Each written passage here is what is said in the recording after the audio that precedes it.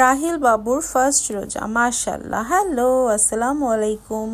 সবার প্রথম রোজা কেমন গেল? আমাদের রাহিল আজকে তার ফার্স্ট রোজা কমপ্লিট করেছে মাশাল্লাহ।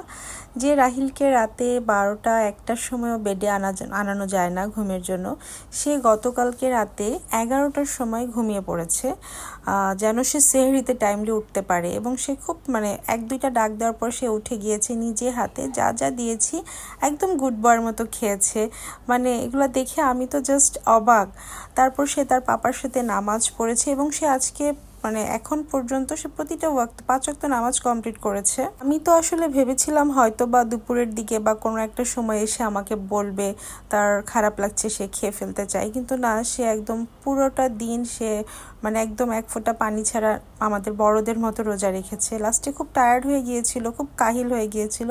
তারপর ফাইনালি আমাদের ইফতার টাইম হলো, আমি সব ইফতার রেডি করলাম, আজান দিল, রাহিল ইফতার করছে। ওর ফেস দেখে বোঝা যাচ্ছে ও কি পরিমাণ উইক হয়ে গিয়েছে।